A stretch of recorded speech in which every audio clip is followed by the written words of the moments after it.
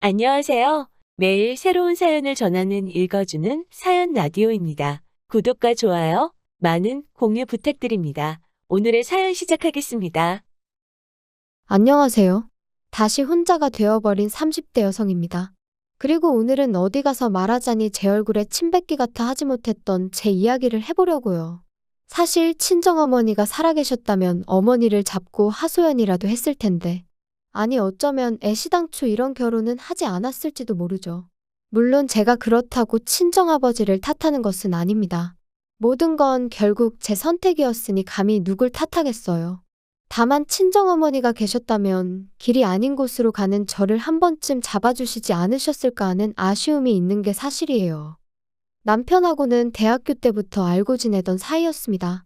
가까운 사이는 아니었지만 같이 있으면 시덥잖은 농담은 주고받을 정도의 친구로서 말이죠. 하지만 대학을 졸업하고 각자 사회생활을 시작한 이후로는 한동안 서로의 소식조차 모르고 지냈어요. 사는 곳도 멀고 하는 일도 워낙 다르다 보니 만날 일이 없었거든요. 그런데 그런 저희가 다시 만나게 된 건 친구 아버지의 장례식장에서였네요. 좋은 일로 만난 것도 아니다 보니 안부를 묻는 것 외엔 별다른 대화를 나눌 수가 없었어요. 그래서 비록 헤어질 때 연락처를 교환하긴 했지만 다음을 기약한다거나 그럴 수도 없었죠. 그러니 제가 남편과 특별한 사이로 발전하게 될 거라곤 더더욱 생각지 못했는데 남편은 아니었답니다. 이후로 걸핏하면 제 생각이 나더래요. 그리고 그래서였는지 남편은 심심하면 한 번씩 연락을 해오고 만나자 하고 나름대로 적극적으로 다가오더라고요. 그리고 저도 그런 남편이 싫지가 않았지요. 총 2년을 사귀었는데 경제적인 면에서만 따져보자면 받는 연애보단 퍼주는 연애를 했어요. 남편은 성실하고 착한 사람이었지만 능력이 있는 사람은 아니었거든요. 반면에 저는 일단 친정아버지가 임대사업으로 돈도 잘 버셨고 저도 프리랜서로 일찍이 일을 시작해 어느 정도 자리를 잡았던 상황이라 단순하게 생각했어요. 남자 여자 그런 걸 떠나서 돈은 있는 사람이 쓰면 되는 거고 중요한 건 사람 됨됨이라고 말이죠. 그런데 막상 결혼 이야기가 오가는 사이까지 되고 나자 남편이 하루는 울면서 저한테 그러더라고요. 사실 자기가 모아놓은 돈이 많이 없다면서. 솔직히 좀 당황스러웠어요. 능력이 없어서 제가 많이 쓰는 연애를 한 건 사실이지만 그래도 어쨌든 꾸준히 직장 생활도 하고 있었고 그렇다고 술, 담배를 하는 사람도 아니었으니 그 돈이 다 어디로 갔나 싶어서요. 그래서 혹시 주식이나 코인을 했냐고 물으니 그런 것도 아니라면서 울기만 하는데 환장하겠대요. 결국 제가 좀 제대로 이야기를 해보라고 운다고 뭐가 달라지냐며 남편을 거의 다그치다시피 했어요. 그리고 그제서야 한다는 말이 자기 집안이 형편이 많이 안 좋답니다. 자기는 저랑 처음에 연애를 시작할 때만 하더라도 그렇게 차이가 나는 줄 몰랐다면서. 사귄 지 반년쯤 지나고서야 이런저런 정황상 자기랑 저랑 처지가 너무 다르다는 걸 알게 되었다나요? 그런데 그때는 자기가 저를 사랑하는 마음이 너무 커져서 차마 사실을 털어놓을 수가 없었다는 거예요. 자기가 시쳇말로 쥐뿔 뭐 하나 가진 것도 없는 사람인 걸 알면 제가 떠날까봐 두려웠다면서. 그리고 그런 이야기를 듣고 있던 제 심정은 뭐라 한마디로 설명할 수가 없네요. 착실한 줄로만 알았던 사람이 모아둔 돈은 없다지. 그리고 그 이유가 전부 다 형편이 어려운 시부모님한테 들여서라니. 한마디로 눈앞이 깜깜했달까요? 하지만 그래도 결국 결혼하기로 했습니다. 시작은 친정아버지의 도움을 받기로 했고 이후로는 둘이서 착실히 모아가기로 약속하면서요. 그런데 집이라던가 식장이라던가 비교적 굵직굵직한 일들이 정해지고 났을 무렵 남편이 저한테 한 가지 부탁을 해왔는데 제가 집을 해온다는 이야기를 시부모님한테 안 했으면 좋겠다대요? 시부모님이 워낙 사고방식이 옛날 분들이라서 저희 쪽에서 집을 해온다 하면 당신들 아들 팔려간다고 난리가 날 거면서 말이죠. 솔직히 좀 탐탁치 않았지만 남편이 몇 번이나 미안하다며 부탁한다 하는 그 주눅든 모습이 안쓰러워 결국 알겠다고 했어요. 그런데 더 황당했던 건 그 와중에 남편이 예단 이야기를 꺼내는 거예요. 그래도 시부모님 못한 벌은 해드리고 신우 가방 하나는 챙겨줘야겠지 않냐 그 정도는 기대하시는 것 같다 그러면서요. 어이가 없더라고요. 나는 집까지 해가면서 말도 못하고 금반지 하나 해준다는 소리도 못 들었는데 그래서 이런 와중에 이거저거 입맛대로 다 따져야겠으면 결혼 자체를 다시 생각해보자 했습니다. 내가 당신 하나만 보고 하는 결혼인데 벌써부터 이래저래 시부모님 기분까지 다 맞춰드리라고 하니 부담스럽고 불편하다고요. 그러니까 남편이 자기가 생각이 짧았다며 미안하다고 바로 꼬리를 내리대요? 그래서 처음이자 마지막이라고 한 번만 참아주기로 했죠. 지금 생각해보면 그냥 그때 헤어졌어야 하는데. 아무튼 그렇게 저희는 결혼을 했고 친정아버지께서 마련해주신 20평대 아파트에서 신혼살림을 시작했습니다. 남편이 자기는 아파트에 처음 살아본다면서 너무 좋다 소리를 연신해댔고 집들이 때 오신 시부모님도 집 좋다 소리를 연발하시대요. 하지만 말끝마다 우리 아들이 능력이 좋아서 이런 집도 샀다 하시는 건 솔직히 듣는데 좀 짜증이 났어요. 도대체 남편이 이 집을 시부모님한테 어떻게 설명한 건가 싶고. 게다가 제가 앞서 말씀드렸다시피 저는 프리랜서였기에 보통 집에서 일을 보는 경우가 잦았습니다. 그래서 방 한 칸을 제 오피스로 만들어 놨었거든요. 그런데 그걸 시부모님이 보시고는 얼마나 못마땅해 하셨는지 몰라요. 남편 잘 만나서 팔자도 좋다며 집에서 탱자탱자 노는 주제에 방까지 떡하니 차지를 했냐고 싫은 소리를 해대셨으니까요. 그래도 어떻게든 이해하고 참아보려 했어요. 옛날 분이시고 이미 제가 하는 일이 뭔지 몇 번이나 말씀도 드렸었지만 애시당초 들을 생각이 없으신 분이셨으니까요. 그리고 사실 그런 어머님의 오해보다 저를 더 힘들게 한 건 언젠가부터 어머님이 연락도 없이 수시로 저희 집을 찾아오기 시작하셨다는 거예요. 물론 당시 시댁 식구들이 살던 집이 문제가 있기는 했어요. 오래된 반지하라서 집안 곳곳에 곰팡이도 많이 피어있고 그래서 신우는 걸핏하면 친구네 집에서 신세를 지기 일쑤였지요. 그리고 저도 그런 사실을 알았을 땐 당연히 마음이 안 좋았어요. 하지만 결혼한 이후에도 남편이 벌어오는 300이 안 되는 그 월급 중 200 가까이가 이미 시댁에 들어가고 있었으니 저까지 뭘 더해드리고 싶지는 않더라고요. 말이 나왔으니 말이지만 결혼할 때만 하더라도 남편은 분명히 시댁에 드리는 돈을 줄여나가겠다고 했는데 한 번도 지켜진 적이 없었습니다. 예상치 못한 시부모님의 병원 방문을 핑계로, 신우의 학업을 핑계로 심지어는 물가를 핑계로 말이에요.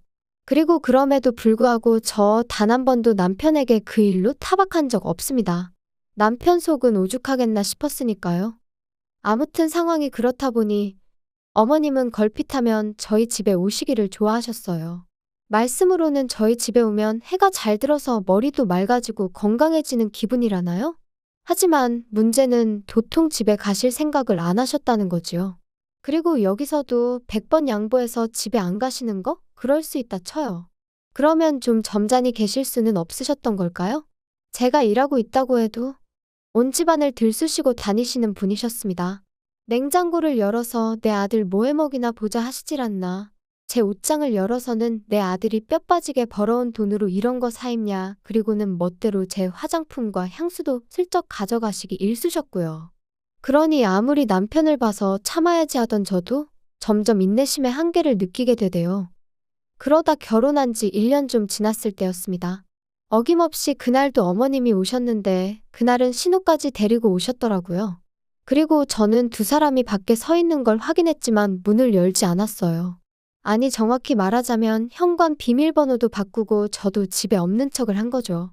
반년 넘게 남편에게 시댁 식구들이 멋대로 집에 드나들지 못하게 해달라고 했지만 자기 식구들 사는 걸 보고도 그렇게 매정하게 나올 수 있냐며 오히려 저를 인색한 사람으로 몰아갔기에. 그래서 몇 번이나 싸우고 참기를 반복했었습니다. 그러다 그날만큼은 저도 더는 못 해먹겠다 싶어서 나름의 조치를 취했던 거예요. 그리고 그렇게까지 하면 솔직히 어머님이고 누구고 그냥 포기하고 떠날 줄 알았거든요. 그런데 좀 있다 웅성거리는 소리가 나더니 드릴 소리라고 해야 하나? 놀라서 현관을 열었더니 어이가 없게도 열쇠 수리공이 저희 집 현관을 따려고 하고 있던 거죠. 그 사람도 놀라고 저도 놀라고 황당해서 이게 무슨 경우냐니까 어머님과 신우가 적반하장으로 나왔습니다. 집에 있으면서 문도 안 열고 어떻게 시댁 식구들을 문전박대하느냐면서 그리고는 제 어깨를 밀치고 그냥 집 안으로 밀고 들어오더라고요. 신우는 마치 자기 집이라도 되는 양 자기 핸드백을 거실 소파에 휙 던지고선 안방으로 향했습니다. 그래서 제가 안방을 막아서고는 아가씨가 저희 안방에 무슨 볼 일이 있어서 여길 또 들어가려고 해요. 안 돼요. 구경 좀 하는 건데 뭘 안 된대. 비켜요. 구경만 한다니까? 내가 보여주기 싫다는데 왜 그래요? 어머 웃긴다. 언니 혹시 안방에 뭐 숨겨놨어요? 남자라도 숨겨놨나? 혹시 그래서 현관도 안 열어준 거 아니야? 말이라고 하면 단 줄 알아요? 모는 애 뭐만 보인다더니. 지금 말 다 했어? 비켜봐 그럼 내가 내 눈으로 보게. 너는 애가 지 오빠 방 좀 본다는데 왜 난리냐? 너 정말 수상하다. 비켜봐. 여기가 왜 오빠 방이에요? 저희 안방이지. 얘가 진짜 왜 이래? 야, 여기 이 집이 내 아들 집인데 네가 뭔데 된다 안 된다야? 남편 잘 만나서 집구석에서 놀고 먹는 주제에 그러면 시부모한테 고마운 줄을 알아야지. 너는 네 애미가 없으니까 그런 기본적인 것도 모르냐? 지금 그걸 말이라고 하셨어요? 그러면 신우는 어머님이 있어서 저 따위로 컸어요? 그리고 어머님 자꾸 말끝마다 내 아들 집 하시는데 여기 제 집이에요. 쟤 뭐라니? 웃기고 앉아있네? 여기가 왜 네 집이야? 네가 뭐가 있어가지고? 어머님이 그 잘났다고 물고 빨고 하는 아들은 돈 300 벌어서 어머님 아버님 그리고 아가씨한테 다 갖다 바치고 여기선 저한테 빌부터 산다고요. 아시겠어요? 저랑 결혼할 때 돈 1,000만 원 모은 것도 없어서 미안하다고 울고 짜고 그런 건 아세요? 정말 이제 아들 등골 빨아먹고 사는 게 누군데? 그리고 그때였습니다. 별 한 간 짝 소리와 함께 눈앞이 깜깜해지더니 이내 제 볼이 뜨거워지는 게 느껴졌어요. 네, 말 그대로 어머님한테 싸대기를 맞은 거죠. 그리고 어머님은 그걸로는 부족하셨는지 저더러 온갖 쌍욕을 퍼부으시면서 애미도 없는 걸 당신 성에도 안 차는 걸 눈 딱 감고 며느리로 받아줬더니 은혜를 원수로 갚는다며 악을 써대시더군요. 그리고 그땐 저라고 눈에 뵈는 게 있었겠어요? 바로 경찰에 전화하고 친정아버지한테 전화했습니다. 그나마 상황 파악을 한 신우가 어머님과 저를 말리면서 그제서야 어떻게든 중재를 해보려 드는 것 같았지만 마음 같아선 그런 신우 머리채도 다 잡아뜯어놓고 싶었다니까요.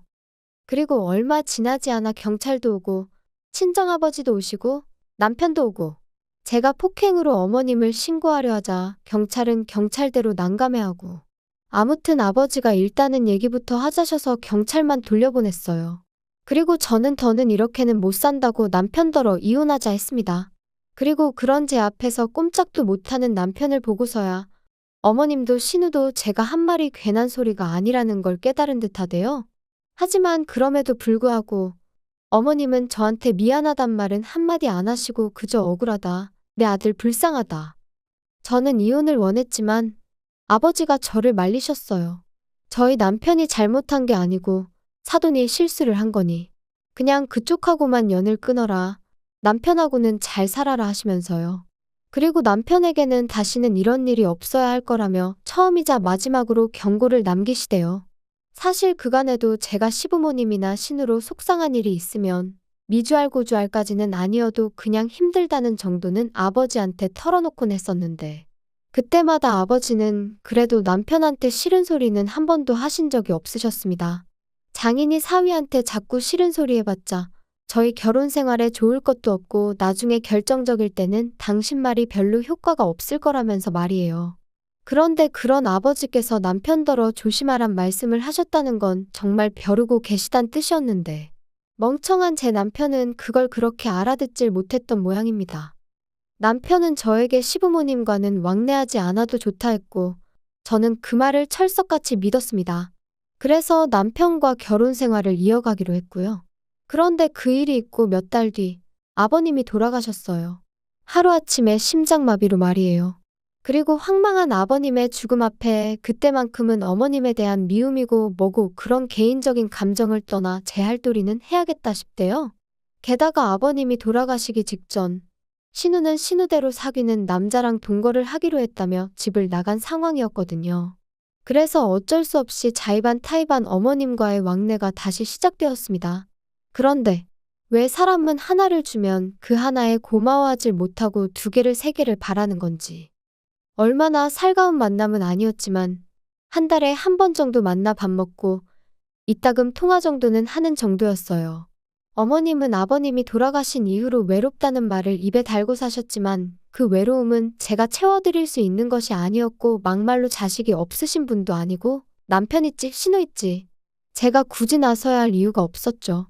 그런데 그렇게 지내기를 반년쯤 지났을까? 하루는 친정아버지한테 전화가 걸려왔습니다. 눈앞이 침침하면서 사물이 두 개 세 개로 보인다고 뭔가 이상하다 하시면서 말이에요. 그리고 그렇게 아버지를 모시고 간 병원에서 저는 생각지도 못한 이야기를 듣게 되었습니다. 건강하신 줄로만 알았던 저희 아버지께서 뇌졸중 초기 증상을 보이고 계셨다는 걸요. 그래도 다행히 의사 말로는 워낙 초기라서 약만 잘 챙겨 드셔도 어느 정도 다스려질 거라 했지만 여러 가지로 마음이 심란하더라고요. 그래서 그날 이후로 일주일에 두세 번 친정을 다녀오곤 했어요. 막말로 혼자 지내시다가 쓰러지시기라도 하면 그러다 발견이라도 늦어지면 어쩌나 싶어서. 그런데 이 일로 남편이 저한테 무척이나 서운해할 줄은 생각지도 못했네요. 남편은 제가 어머님은 안중에도 없는 거냐며 섭섭하다 했습니다. 어이가 없어서 그럼 당신이 들여다보라니까. 자기는 회사에 묶인 몸인데 어떻게 그러냐면서요. 그리고는 어머님이 불쌍하다는데. 그래 불쌍하시네 했습니다. 우리 아버지야 자식이라곤 나 하나뿐이지만 어머님은 당신도 있고 신우도 있는데 둘 다 나 몰라라니 참 불쌍하셔. 얄미워서 그러고 쏘아붙였지요. 그리고는 저도 남편에게 한마디 했어요. 장인어른이 아프다는데 당신이야말로 전화 한 통 드려봤냐 얼굴을 한번 뵈러 가봤냐. 그러니까 자기가 피곤해서 그런 거지 뭐 걱정을 안 하는 게 아니라나요? 말을 하면 할수록 짜증이 나서 그러니까 당신은 어머님한테 잘하고 나는 내 아버지한테 잘하면 되는 거라고 서로 이래라 저래라 간섭하지 말자 했어요. 그랬더니 저더러 정없네. 못됐네. 그래도 그쯤 했으면 저는 솔직히 남편이 알아들었을 줄 알았습니다. 그리고는 적어도 저를 더는 자극하지 않을 줄 알았지요. 그런데 웬걸요 그날도 아버지를 뵈러 집에 다녀왔는데 현관에 큰 캐리어가 2개 세워져 있고 집안에서 음식 냄새가 진동을 하는 거예요. 그래서 이게 무슨 일인가 하고 보니 어머님이 와 계셨습니다. 그리고는 남편이 선수치듯 어머님이 너무 외로워하셔서 이러다 어머님 어떻게 되시는 거 아닌가 싶어서 자기가 억지로 모시고 왔다나요? 어이가 없어서 남편을 쳐다보고만 있었어요. 그런데 이번엔 어머님이 저더러 근데 너는 남편 밥도 안 차려주고 이 시간에 어디서 오는 거냐며 또 친정이냐? 그러시더니 이제 당신이 여기 있는 동안엔 그렇게 친정 드나들지 말랍니다. 그리고는 정말이지. 네 애비도 어지간하다. 겉딸을 시집을 보냈으면 남편한테 잘해라. 시부모한테 잘해라 해야지. 어째서 하루가 멀다 하고 드나들게 만든다니? 아버지가 부르셔서 가는 거 아니고 제가 가고 싶어서 가는 거예요. 너는 내가 혼자 있어서 외롭다 할 때는 코빼기도 안 비추더니 참 대단한 효녀다 효녀야. 그건 저한테 하소연하실 게 아니라 어머님 아들하고 딸한테 하셔야죠. 너는 무슨 말을 그렇게 하냐 예의 없게. 우리가 잘하는 거랑 네가 잘하는 거랑 같아? 내가 잘하는 것보다 당신이나 당신 여동생이 잘하는 게 중요하지 안 그래? 그리고 내가 그럴 마음이 없는데 뭘 자꾸 잘해라 말아야? 진짜 그만 좀 해라. 그거 뺨 한 대 맞은 걸로 언제까지 우리 엄마 죄인 취급할래? 적당히 좀 해. 처음엔 엄마가 너무했다 싶었는데 이젠 우리 엄마가 불쌍할 지경이다. 그러지 말고 엄마한테 사과드려. 그래, 사과드리라는 거지? 그래, 사과드려야겠다. 어머님, 어머님의 하나뿐인 아들이자 잘난 시댁의 기둥인 남편을 제가 데려오는 게 아니었는데 제가 정말 죄송한 짓을 한 것 같아요. 그래서 이제라도 돌려드리니 제발 좀 데려가세요. 그리고 저는 큰 가방 하나를 꺼내서 남편의 옷가지와 짐을 쓸어 담았습니다. 그리고는 현관 앞에 있던 어머님의 캐리어들과 같이 복도에 내놨지요. 남편이 황당하단 표정으로 쳐다보는데 그러던지 말던지 어머님이 하시던 음식 싱크대에 다 부어버리고 나가시라 했습니다. 그렇게 외로워하셨으니 아들도 데리고 가시라고. 저도 어디서 그런 힘이 나왔는지 모르겠는데 정말 있는 힘껏 두 사람을 집 밖으로 밀어냈다니까요. 그리고는 저도 저대로 짐 챙겨서 아예 친정으로 가버렸어요. 그리고 이튿날부터 남편과 어머님이 번갈아 가며 연락을 해왔는데 아주 자기들끼리 용서를 해준다고 했다가 또 자기들이 뭘 그렇게 잘못했냐고 했다가 이랬다 저랬다 말 바꿔가며 사람을 얼마나 귀찮게 하던지요. 하지만 남편에게는 변호사 통해서만 이야기하자고 통보해놓고 이후로 정말 그렇게 했어요. 그러니까 남편도 처음엔 난리를 치더니 나중엔 방법이 없다 싶었는지 순순히 이혼해주겠다대요. 아마 자기도 변호사 만나보고 방법을 찾아보려 했겠죠. 그런데 없었겠죠. 애시당초 자기가 이 가정에 기여한 바도 없고 제가 위자료 내놓으라고 안 하니 그것만으로도 어쩌면 감지덕지였을지도요. 아무튼 그래서 이제 남남이 되었고, 어머님은 그제서야 당신이 미안했다면서 우리 이제 다 내려놓고 처음부터 다시 시작해보자는 무슨 말 같지도 않은 소리를 하시던데. 제가 그런 말이 귀에 들어오기나 했겠어요? 그냥 지치고, 지겹고 힘들다고 그만 괴롭히시라 했네요.